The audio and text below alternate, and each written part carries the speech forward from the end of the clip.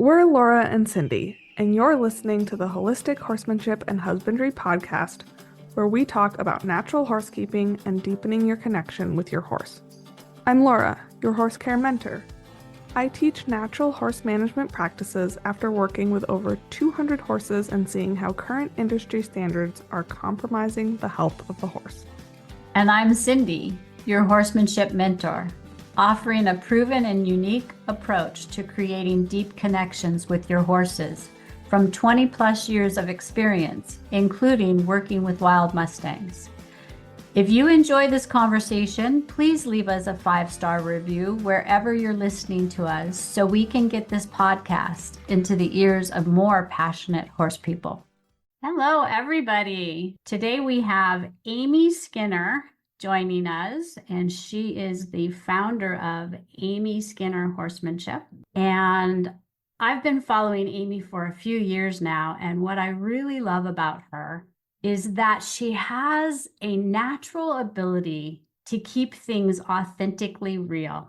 And what I mean about that is she shares it all. She's not afraid to be messy. She's not afraid to be vulnerable. She is a mom who has 2 amazing kids that keep her pretty damn busy, and she weaves them into all of the stuff that she does with people and horses. And that in of itself is an amazing skill. Welcome, Amy. Thanks for having me. Now you've made me blush. Well, good. Wasn't my intent, but it's all very true. And we're super excited to have you here with us today. I'm excited to be here. Tell us about yourself and your philosophy of horsemanship. And what I mean by that is on your website, you specifically mentioned 3 very important things: balance, trust, and respect. And I would love to hear your thoughts on all of that. Well, I guess to tell you about myself, I'm a 35-year-old mom of 2, and I mainly teach now, so I'm a teacher. Balance, trust, and respect, I came up with when I started my business 11 years ago, and those words meant very different things to me back then than they do now, but I've loved them so much that I've kept them. To me, they are the tenets of what everything needs to center around. When I'm considering what we're doing with horses, what we need to do, where I need to go, I always try to keep those 3 words as the pillars. For me, balance is balancing the work between their emotional and their physical body, balancing a desire to push the bounds a little bit, but also not overdo it, balancing left to right, balancing back to front, balancing my desires and their desires, really at the heart of everything, balancing everything. When you get deeper and deeper into it, it's just balancing, not overdoing anything, even good things, and then trust, that word has changed a lot to me too over the years. I used to think of it a lot as getting the horse to trust me, and over the years that has changed to me trusting the horse a lot more. Trusting them to know what they need, trusting them to communicate that to me. As my riding has changed, I've learned to ride a lot more off of my seat and a lot less off of controls. And there's been a lot of moments in my learning where I've had to really trust the horse and not grab them. That I trust you and I won't grab you, So I keep thinking of that word trust in my head while I'm having these kinds of experiences. The ideal would be to develop a mutual trust and to be the kind of a person that a horse could trust. So instead of just trying to get the horse to trust me, that has changed more to me into being trustworthy, being the kind of person that my students can trust and that my horses can trust and that I can trust, somebody that I can be trust as well, and respect is probably the word that has changed the most for me. Because I used to think, we have to have a mutual respect. The horse respects me, I respect the horse. And now that word really to me centers around my work has to be respectful of horses, myself, and students. That's really what it means to me now, is that I have to operate from a place of respect for all 3 of those things at the same time. And sometimes there's going to be a little bit more for one than the other.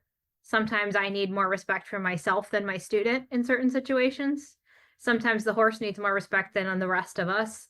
Sometimes the student needs a little more than the horse can get. But ideally we balance those three, but sometimes that won't be possible. But the respect has to be there at the heart of everything that we're doing. And I love, as I'm hearing you round it out with respect, you use the word balance in there. Yeah. And I'm not sure that I heard you say trust, but that plays out in that element of respect as well. So they all three are very intimately intertwined. Yeah. Yeah, and their meanings just keep evolving. And there was a period of time where I thought about getting rid of them because I didn't think of them the way I used to, but then I thought they're just going to keep evolving forever. I love your reclaiming of the word respect, because in a lot of arenas, respect is just a fluffy way of saying dominance. Yeah, that's where I started with it. Yeah. Was horse have to respect me and I have to respect them. And I was gonna toss it out because I was like, I don't like that way of looking at horses anymore. But then I realized that it is actually a perfect word. It's just been misused, you know? Yeah, that's awesome. Misused and I believe misunderstood. Mm-hmm. Yeah. You know, I think I reflect back on when I was little and learned the word respect, Mm-hmm. and how it was indeed a dominant, Mm-hmm. you know, the thing that was grilled into me growing up was respect your elders regardless. Yeah. Mm-hmm. Which was so disempowering. Yeah. But as I'm listening to you explain this through your horsemanship and your clients and yourself as the teacher and the I was going to say trainer. But the next question I want to ask you is, as these words have evolved for you over the years of becoming more in your journey, how do these affect these pillars, guide you in your life in other areas? You know, like a mom, like a friend, you know, how do they play out? Because for me personally, I know that my pillars of my horsemanship program definitely play in all areas, all arenas. Well, let's work backwards since you were just talking about respecting your elders. So I definitely grew up with that too. You know, I'm the mom and that's why. I can't tell you how many times I heard that. And, you know, the last couple of years of my life have been pretty messy. You know, I had a divorce. I moved my kids across the country. The kids are like, why are you doing this to us? And the thought comes up in my head of like, don't talk back to me. I'm the mom and that's why. And then I start to think like, they have a point. They have a right to understand why all this chaos in their life that I've caused from their perspective. You know, they're mad at me. I basically ruined their lives. They don't understand the deeper parts, and I do feel bad about it. And so I have to respect my children if I want them to respect me and give them what they deserve, which is an honest to the best. I mean, they're 5 and 2, right? So I can't help them understand, you know, the deeper parts of love and life and loss, but they deserve some respect. You know, they deserve an understanding of what's happening to them. And respect, like I said, is a different word than respect your elders, which basically means shut up and don't question, right? Respect is in the same, it's an honoring. You honor your children as the beings that they are. It doesn't mean they can have whatever they want.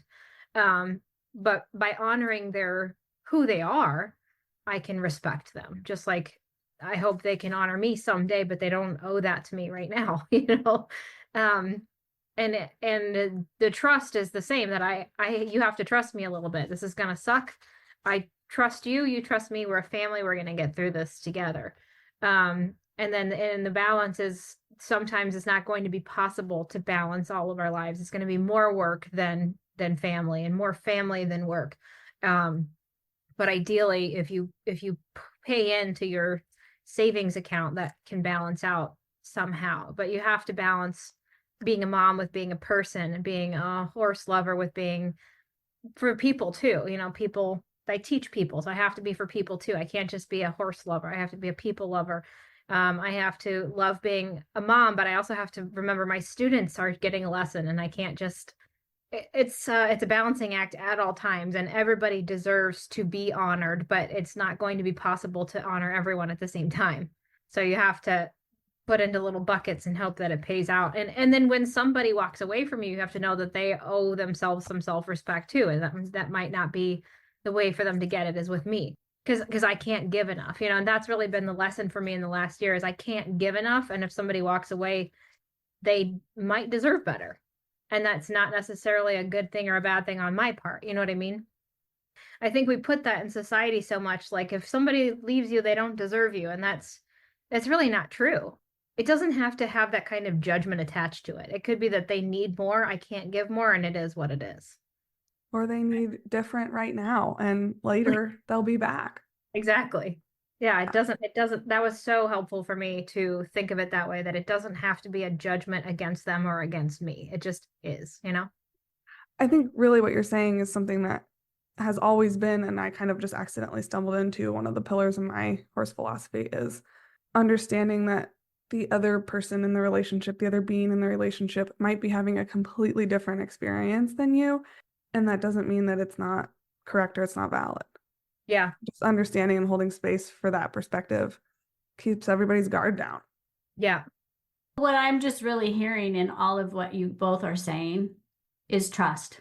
Yeah. Trusting that each of us are on our own journey, and when our paths cross, it's for a reason. And when it's time for us to take different paths, we have to trust that as well. But yes, the judgment is such a huge obstacle in all of that. I think somebody put it to me the best way I've ever heard, which is to assume best intent from the other person. That like when we take something personally or something bad happens or like somebody leaves or, whatever, taking the assumption that they did not have a bad intention, that they were just doing something we don't understand, has alleviated a lot for me. That we have to trust that person's experience is different. Like you were saying, Laura, they're not necessarily malintentioned. We just are interpreting it that way. And you kind of have to let go of trying to answer all the questions sometimes. And doesn't that ring true for our horses as well? So much. Exactly. Yeah. That's why I said you have to be a people person and a horse person, because you can't teach people if you don't love people, which has really been hammered into me by my teachers, because people are who are going to help the horses. So you can't just pick one, And that's so needed in the horse industry. Like, how often have you taken a lesson and just come out like eviscerated, feeling like, oh, I paid for that experience. Like, Right. Yeah. So, the conversation of motherhood is very forward for me, especially right now, because I have a 7-month-old and I am stepping my foot forward as a horse professional and being a new mom, being a horsewoman. How has being a mom influenced or changed your approach with your horses? Ooh, you can divide my life into pre-mom and post-mom life. Like they're two different people. Everything that I ever thought before having kids is just throw it out. I can't believe I ever even thought that. You know what I mean? I think I'm going to say the same thing in about a year. And incidentally, everything I thought I would never do, here I am. You know what I mean? Like it's changed everything, because being a mom really does open up your experience to include other people's experiences. And no matter how cool of a person you think you are, you really are self-absorbed until you have to keep something else alive, no matter how you feel. There's just nothing like that, and it actually got me a lot more. This sounds so bad to say it, and I hope I don't sound like a total asshole for saying it, but the experience of older women who were returning to riding with fear, I didn't take to heart until I had a kid. I had those clients forever, and I was like, they're fearful because they just need more practice. If you just have more practice, you'd be a better rider. And I didn't really understand their fear until I had a kid. And I suddenly realized that your body goes through the ringer. You are responsible for the survival of everything around you. Nobody listens to you. And it hit me that I was like, oh my God, this is what these women are living with every single day. And I have been brushing them off for not intentionally, but I didn't understand it until I was in it, you know.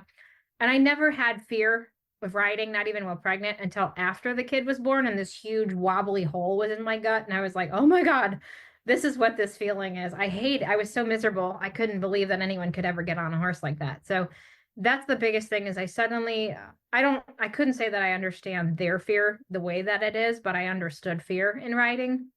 And I understood feeling responsible for everyone's needs but my own. And that has helped me be more compassionate to students who are emotionally wobbly. You know, the criers. I didn't have a lot of tolerance for crying before I had a kid. And now I get it, because especially if you're an older mom, your kids are grown and you're finally stepping back into something that you can finally do for yourself, and you feel like it's the first time in 20 years somebody's listened to you. You know, at least that's my best guess. I haven't lived that experience yet, but I imagine there's a lot of that, of just a lot of years of putting yourself away for other people. I finally understood that for the first time. And I think that's probably 90% of our client base. And that's probably the most misunderstood portion of society, which is unfortunate. So we're all making our income off of them.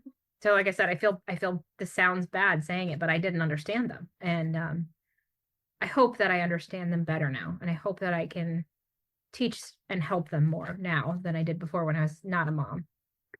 I don't think it sounds bad at all. It sounds what drew me to you, authentically real. This is where I was and this is who I am now. Yeah. And that's a great deal of my percentage of my clientele as well. I'm a grandma, and so I understand the phases. You know, the difference for me was that I always have had a horse in my life. That was my sanity. Mm-hmm. You know, that's what kept me going when life got crazy.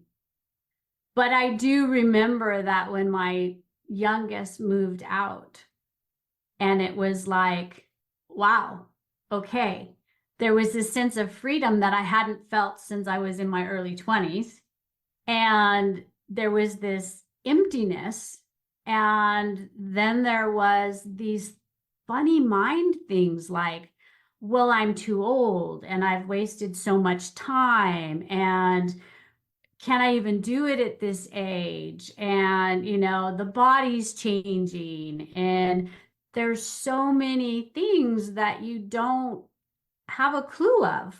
Yeah. Until you're actually at that milestone in your life. And then there's this whole new reality. You know, I mean, what my husband and I keep saying right now is growing old is not for the weak. It just isn't, you know, I mean, there's so much wisdom, but there's so much change that goes on. And I have so much admiration for those women who are 82 years old and riding their horse every day. I want to be that person. We don't really honor aging in our society at all either. So it's a very like, from, you know, in my 20s, you're never going to get old. It's not going to happen to you. It's irrelevant. So I don't have to think about it. And then, you know, you have a kid and you're like, well, I'm going to have this baby forever. I'm stuck in purgatory of like changing diapers and screaming and long nights. I'm never going to sleep again. That's like your whole life. And now I have a kid who's 5, who's starting to dress herself and do her own things. And I'm like, oh my God, I'm getting old. I know I'm only 35, but it suddenly hit me because I've been changing diapers for 5.5 years. And all of a sudden I'm like, now I'm getting old. And this is like this big black hole ahead of me because I don't have any aging mentors. I don't know anyone who's like happy or gracefully aging, you know, other than yourself. People don't enjoy aging. They don't talk about aging. Everything you know about aging is like pills and hospice and bad knees. You know, it doesn't sound fun at all, you know? I would love to share whatever I can share with you whenever you want to know. Because I believe in being, you know, authentically real. And sometimes I've been accused of being too forward and blunt, and you know, but yeah, it's a trip. Life is a trip. It really is. It is a trip. Yeah, it really is. I want to ask for these young up and coming moms that might be listening to this podcast, you know, thinking about, well, I want to have a baby, but God, I'm going to have to give up so much, especially maybe my horse. Yeah. So how has horses prepared you for being a mom?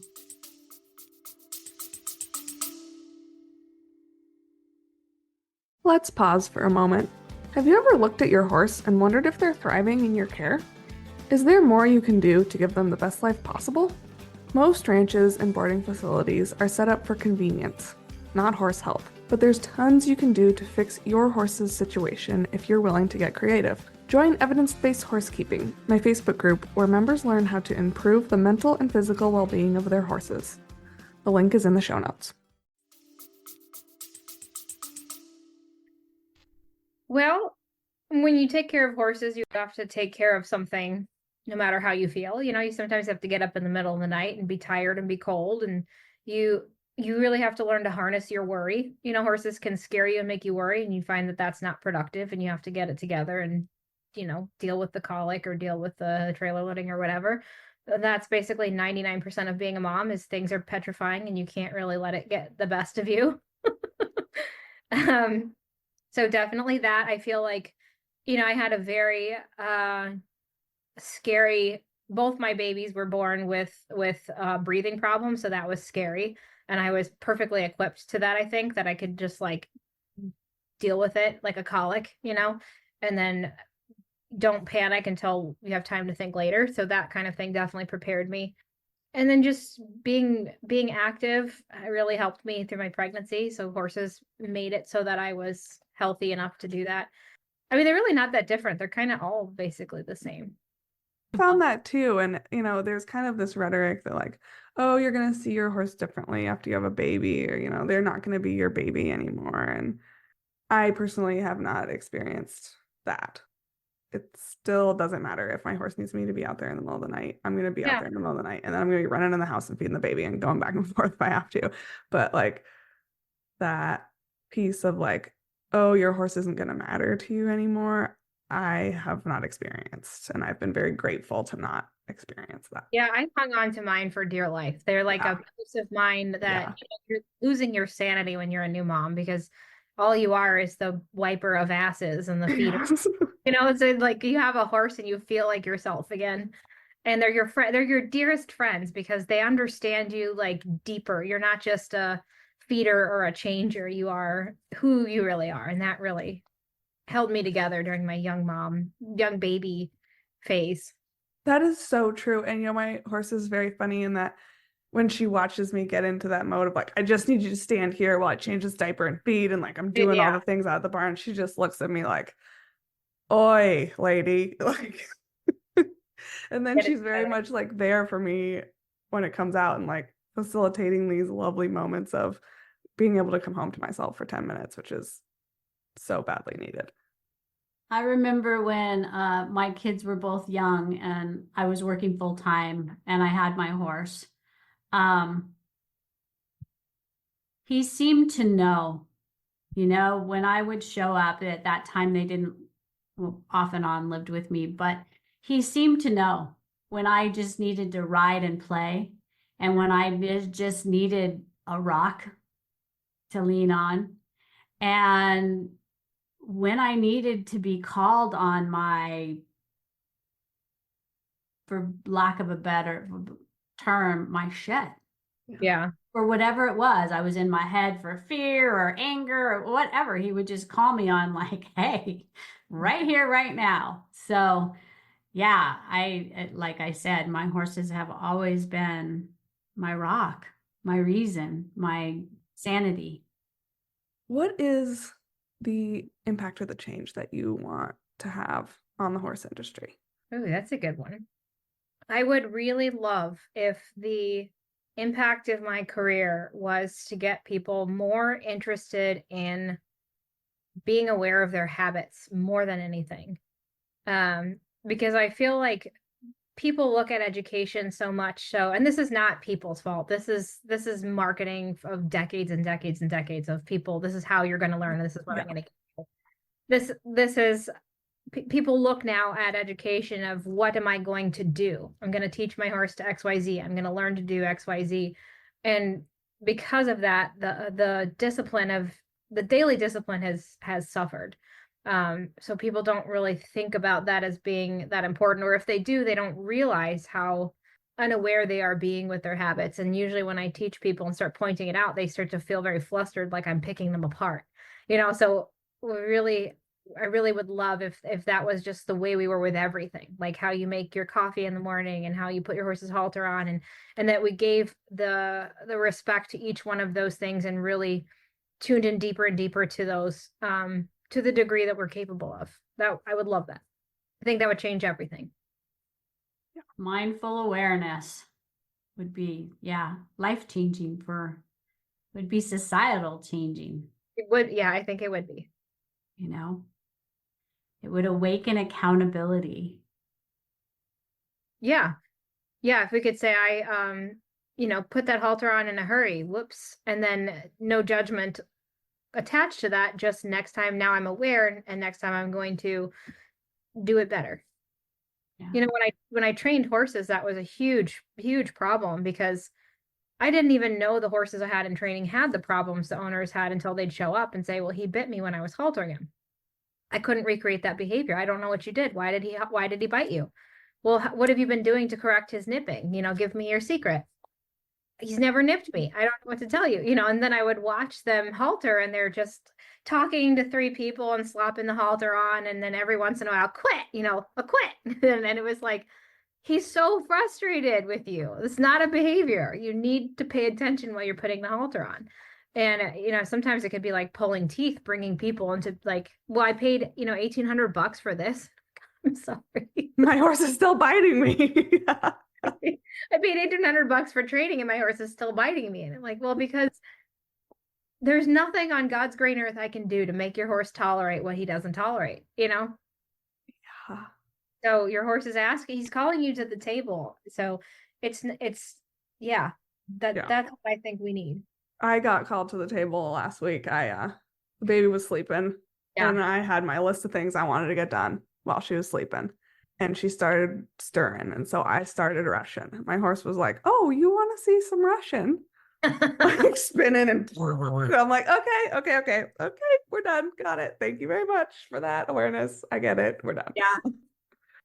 It's definitely a learned behavior. It's been modeled through generation and generation, and it's actually been, it's mindful awareness is not taught unless you're studying like martial arts or some kind of form of dancing, something where you really have to pay attention to what you're doing in every moment. We're taught to have that pride in multitasking and, on the phone, and in the middle, I have watched people literally in the middle of like putting a saddle on their horse, get a ding and stop what they're doing to look at their ding. And I'm just like, oh, this is going to be very interesting. I was raised in a rush family. Like, let's be very, very, you always have to be accomplishing something, and better yet, three things at the same time, So that's very entrenched in me. And so learning to do this was painful. I can remember putting on the halter one time, and Brent, my teacher, grabbed my hand, and I was just like, oh, I did it again. Like I'm just always 10 steps ahead. And he was just like, listen to this horse right now. And I'm like, I have to text, I have to take a picture, I have to write an article, I have to, it's hard. It's so hard because it's not modeled. It feels foreign. And when you start getting that emptiness of not having 10 things you're doing at once, you suddenly feel everything, and that can be petrifying. You want to fill it as fast as you can, because when you are intentional with your actions, you can hear everything, you can see everything, and you can feel everything. And if you're not accustomed to that and you don't know what to make of that, that's very easy to want to fill right back up, and it's hard. Well, yeah, because you're rewiring your nervous system.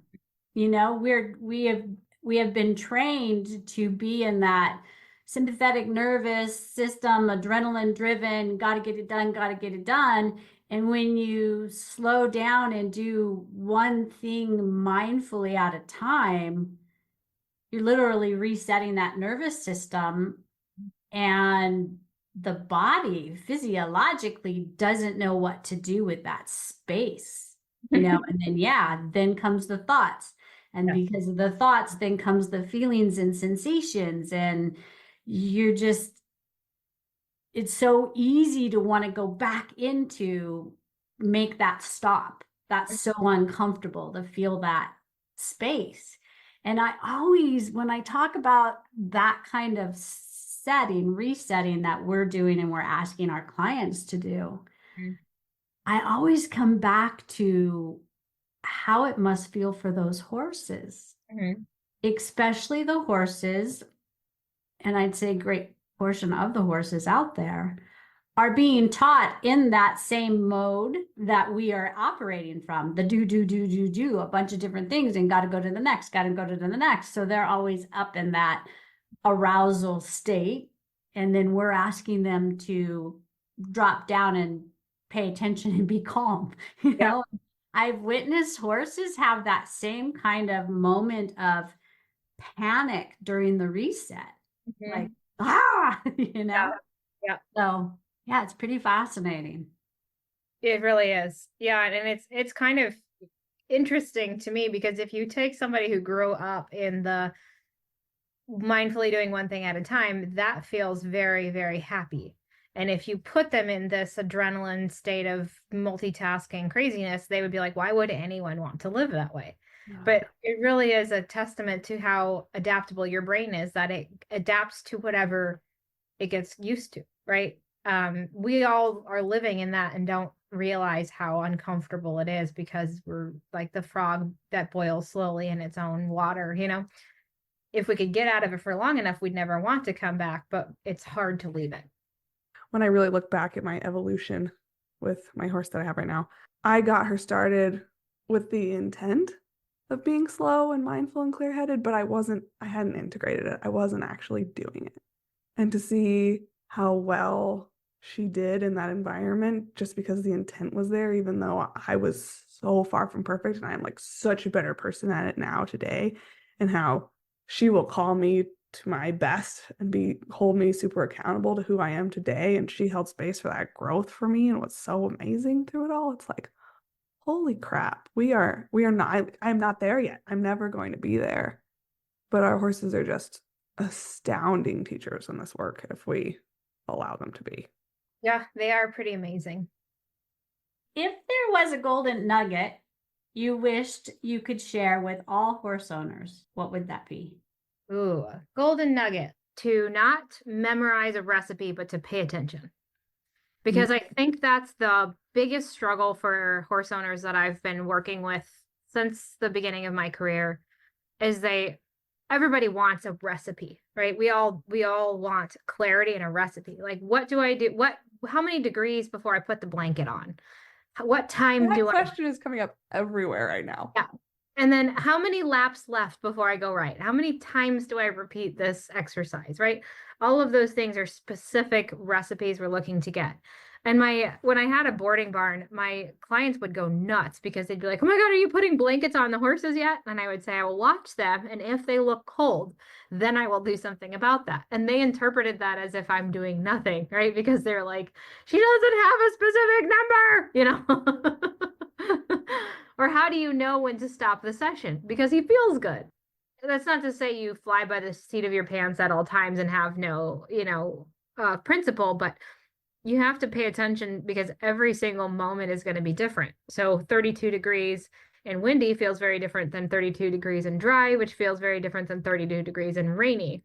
If you pay attention and you see what the horse needs, you can provide input for that. And that's how I center my horse care. And that's how I try to train as well, is by feel, with some principles underlying. But for that to happen, people have to trust their ability to observe. And I think that's the biggest issue for amateurs, is they do not trust their ability to take an input and make a judgment. And you could probably blame plenty of trainers for creating that in them. But we have to find a way back to, you get a good education, you learn some principles. Everybody has the ability to notice. So if you can be aware and pay attention, then you can take care of what you need to take care of in the specific way that you and your horse are going to need. Because if I give you a recipe, it's like learning to bake at different altitudes, right? The recipe works for me, but not for you, Yeah. So you have to Wow. do some tweaking of your recipe if you're at higher altitudes or whatever.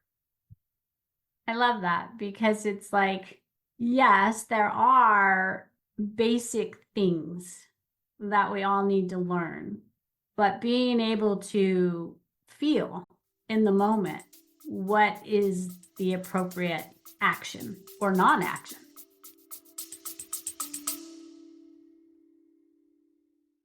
Ready to unlock true freedom with your horse? Join Unbridled Freedom, our private Facebook group for women on a spiritual journey in horsemanship. We don't fix our horses, we transform ourselves. This is your space to embrace challenges, celebrate victories, and deepen your bond with your horse. If you're ready to lead with wisdom, compassion, and inner peace, join us today. Let's dance with our horses as one. The link is in the show notes below. So, what is something that if most horse owners knew and either did or didn't do would immediately change their relationship with their horse? Well, if you don't feed them, you'll have a very different horse. Very basic. Have a different behavior immediately. I think if you work on straightening, I know I'm very biased towards straightening physically because I have seen how much it changes the horse's emotional state.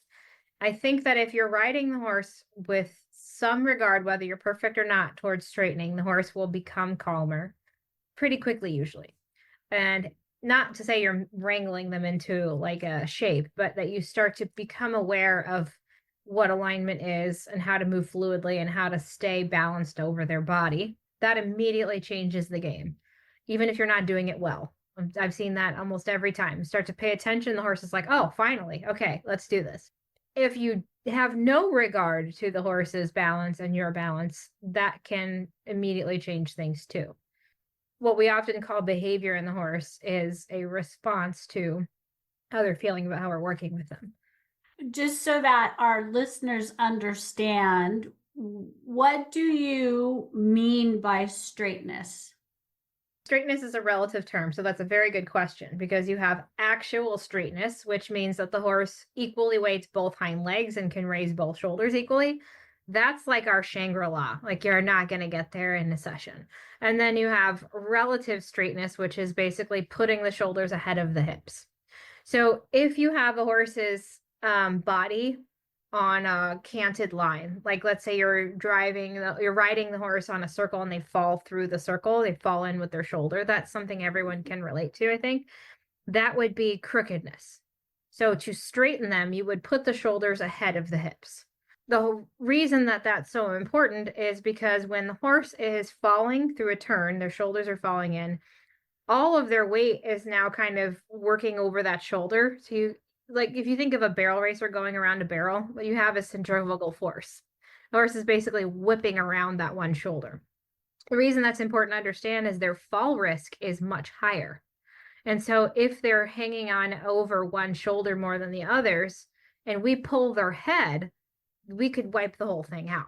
If you think about the old Westerns where the horses were always falling down, that's how they got them to fall. They pulled their head around and they fell down, right? So the horse that is crooked is at a higher risk of falling. They're probably feeling much more physical discomfort. But at the very least, they're having trouble focusing on what we're asking them to do because we're in the way and they're not in a position to be able to do it. It's kind of like when my kid is on my back and she's covering my eyes with her hands and pulling on my hair and demanding, I want this, I want that, I want the other thing, and she's banging up and down. Like my priority is I hope I don't fall down the stairs, and she wants her snacks. That's what we have going on with the horse and the rider there. So if we start to become aware of how to position them to do what we want them to do before we ask, they're going to immediately feel more calm because they're like, "Oof, I'm not going to fall down the stairs today." And if we start to pay attention to how we're sitting on them, they're going to be more comfortable. They'll trust our aids more, and we're not going to overuse our aids because we won't be bouncing against their back, pulling on their mouth, and that kind of thing. So if we start to pay attention to the straightening of the horse's body, we have a better experience immediately for the horse, assuming you've done it well. The horse is going to feel calmer because they're not worried about falling down all the time. That's something that's hard to relate to people until you really see it. Horses are worried about falling down when they're crooked basically all the time. And if they fall down, they know that they're toast, they're a prey animal. So they really don't want to fall down. That's why they tighten and get rigid and resist so much, is to try to not fall down.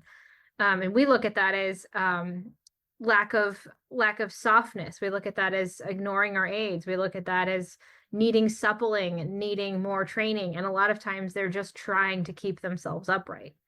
So like me doing yoga by myself is a very different experience than when my kids start climbing on me. Then I start tensing because I'm hoping they don't break my knees or break my back or pull me over, So it's not that I'm not limber or balanced. I mean, I'm not, but like, let's say that in that experience, I could be more limber and more balanced. But the minute those kids start monkeying around on me, I'm in self-protection mode. So I'm not in a place to learn. I'm not in a place to increase my range of motion. I'm completely 100% self-protection. I'll do what I have to, but I'm not going to do it well. Thinking about straightness is so important to understand. Even if you don't care about dressage and you don't want to go up the levels, if you don't give any credence to that, you're missing the horse's mind. That was amazing. First of all, explaining what's going on with the horse and how often they're being labeled bad or disrespectful or, lazy or all that stuff. And then having you transition into the metaphor of you and your kids and your yoga and where you are mentally, emotionally, and physically when all that's going on. That is so relatable for everybody to be able to understand that. I loved that. Yeah, because most of the time, I like that analogy because most of us don't consider ourselves the slave drivers of our horse. Like if you miss a bend, I'm going to rip your teeth out. Like the average person is not doing that. If I don't do my yoga right, nobody's going to shoot at me. So I don't have that degree of fear, but I still have, because it's hard to relay that fear to people when we're like, but I'm being nice to my horse. I'm not ripping on his face. I'm not kicking him. It's not something you're doing to them. It's something you're not providing, right? That my kids aren't trying to hurt me either. They're having fun. They think we're having a great experience together. They're playing with me. I'm not having any fun though, because I hope that I don't get hurt, or fall down. And at the very least, it disrupted my agenda, right? So the horse that is trying to take a turn is just trying to get from point A to point B. When we start to monkey with them, and at very least we disrupt their agenda, but we also disrupt their balance and they're having to protect themselves. And so I like that analogy because it's helpful for most people to relate to, because most people do not antagonize their horses intentionally. Well, and when you go back to the discussion of being mindful in the moment, you're trying to be mindful in the moment and have your yoga and your kids are all over you, and it's not a mindful experience. And so we're like asking our horses to be mindful in the moment and totally lopsided on them. They're like, dude, I'm just trying not to fall on my ass here. Exactly. Well, it makes me think of the therapeutic horses, and that's a whole nother topic, but it gives you a whole new level of appreciation for what those guys are doing. Yeah. Jobs. Big difference between a horse giving to a person and a person giving to a horse. And there's, like I said in the beginning, with the balance and the trust and the respect, there are going to be times where the horse has to give to the person. So like a therapeutic situation is one where the horse has to give to the person because there's no other option. But most of us are not in that position, and most of us should be considering more giving to the horse. I agree. So our last question that we're going to end with is, how do you balance your work life, being a parent, and time for your own horses? And I mean, we're all in horse business because we love our horses. So how do you find that balance? It's a good question. I don't know that I do that well. Having the video library and the courses has helped me a lot though, because I video for the courses with my horses. And so that really gets me out to have to show something with them. It also makes me a lot happier because I'm always happiest when I'm working with my own horses in some regular schedule. but I have started to prioritize my own horses more because over the series of years that I've been in training, I've realized that no matter how good of a job I do in training, those horses go home and they belong to their owner. And sometimes the owners go on a different path. Sometimes the horse reverts back to the way it was. You have no control over what happens to the horse, and it's kind of heartbreaking sometimes. And if you don't have that investment in your own horses, you don't have anything to fall back on, you know? So I started to realize that my own horses have to be where most of my energy goes because they're the only ones that are not going to leave and go different directions, and that they're going to be an important part of my education and my development as a human being. And I owe that to everyone that I serve, my kids, my students, my horses, right? I owe everybody being the best person that I can. And I can't do that if I'm not investing in the horses that are my horses. By doing that, you're also investing in yourself. Yeah. Giving you time for what makes you happy. Yeah. And one of the things that as a mom, I've come to realize that you want space to yourself so bad because everybody is pulling at you all the time. And if you could just get away for a second and breathe, you'd feel better. But what ends up happening, I don't know about you guys, at least for me, is I get a little bit of me time and it's not enough. It doesn't counter. It's like a drop in a bucket. This is just bucket is overflowing. And everyone around you is like, aren't you fixed now? Aren't you ready to Exactly. just mother unstoppably for the next year? Because you got 10 minutes. And Exactly. I'm like, no. So I've come to realize that the time only makes you resentful of not having more time. And so I have to look at self-care time differently because I'm not ever going to have enough sleep. I'm never going to have a meal that my kids haven't spat in or picked apart that was hot. You know, me time has to be self-development, not just relaxation time, because I'm never going to get enough of it to not be resentful of what I don't get. So developing myself and my horses feels productive, and I come back feeling more refreshed because it has some value. That's just what's worked for me because I can't get away and relax. You know, I try to pick up a book and I read one paragraph and I'm pissed off that I couldn't finish the book, you know? So Isn't that the truth, the challenge? And I think even as you transition out of being a mom and they're more independent, because those days will come, ladies, where you're kind of wishing that you could spend more time with your kids and they're off doing their own thing. It still is on having a healthy perspective of that self-care, because you can often go and set the time aside and do what you want to do and then come back and feel that emptiness of, I want more. I want to be able to do more. So yeah, it's that balance. yeah, and the kids are going to leave at some point. And so if I haven't invested anything into myself, one day they're going to be gone and I'm going to be left with myself. And if I don't know who that is or like who that is, that's going to be very hard, I imagine. So I don't have a ton of time to develop to myself, but I have some things where I am investing in myself and developing into who do I want to be when the time comes that it's just me and I have no company but myself. I tell my horse all the time, you need to take care of your body because I want you standing next to me, old and gray, when I come home from dropping S off at college and I'm heartbroken. I want you to still be here.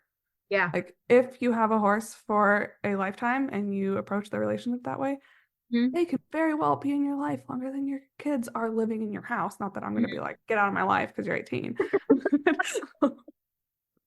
You've got me thinking about, some of these clients that we were talking about earlier on in the conversation the kids are grown, their careers may be ending, and now they're ready to transition into fulfilling that dream of having a horse. And they don't know who they are.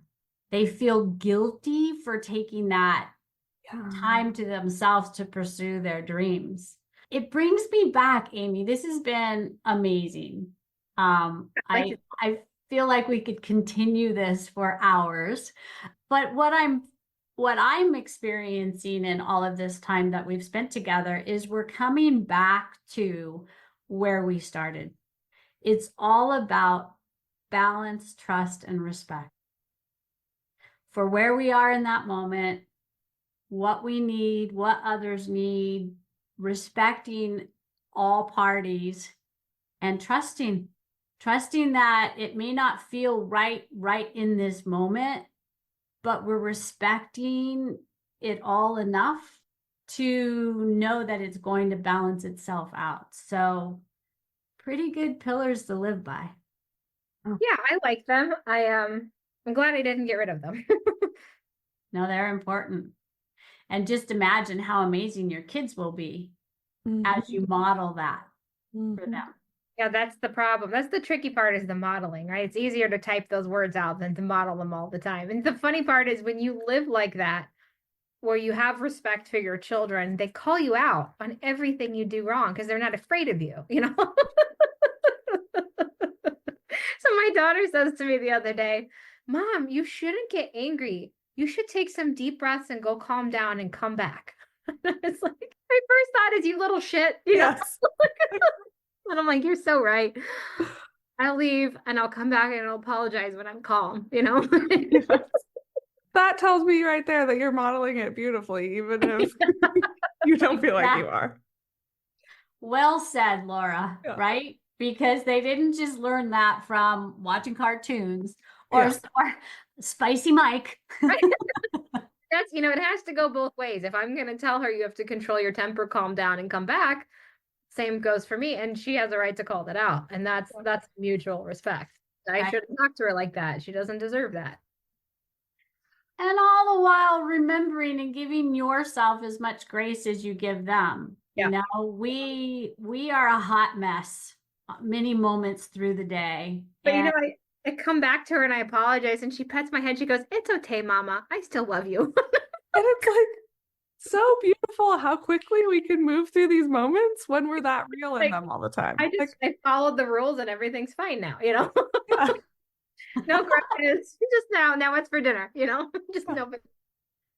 Amy, tell us about your video library and how people can get into your world. Oh yeah. So the video library has different sections, from husbandry, groundwork, in-hand work and riding, and then a section called Need to Knows, which is like trailer loading, changing a tire, stuff that I think is really, really important for everybody to know. And then you can get in the community where you can post videos and get critique and get support. And we have Q&As and stuff. That covers everything that I hope will empower people's lives and make them better.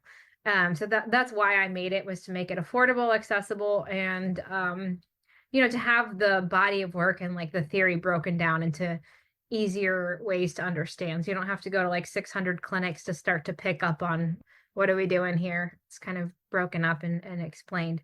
So it's on my website, amyskinnerhorsemanship.com. And then there's the shop page where you can find it. These videos on there on first aid. That's in the husbandry section, and that's super good. Really, really good video. Thank you. When I am a member of Amy's online program, and she also has a section that she didn't mention that is all about self. Oh, I forgot that one. Yeah. Breathing, meditating, mindful walking with your horse. I mean, it's as valuable as all the other sections.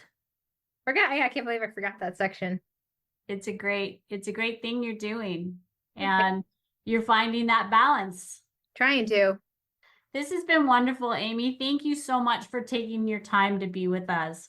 Yeah, thank you, Cindy and Laura, for having me. It was a joy.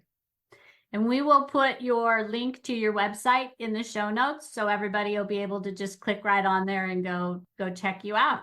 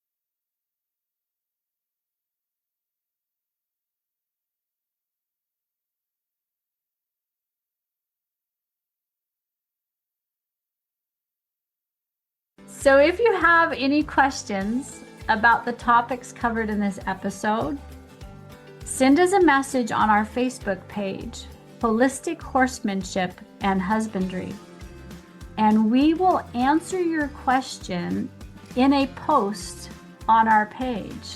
You will be anonymous. We'll just take the question and provide our input, and we want to do it on the post so that we can all learn and grow together, because nobody knows everything. Thank you for tuning in to another episode. We want to remind you that we'll be here every second and fourth Tuesday of the month, following the golden rule. Have a plan, but always be willing to be flexible. Don't forget to connect with us using the links in the show notes below. If you learned something new today, had an aha, or walked away with a valuable nugget, you can say thanks by leaving us a 5-star review on whatever platform you're listening on.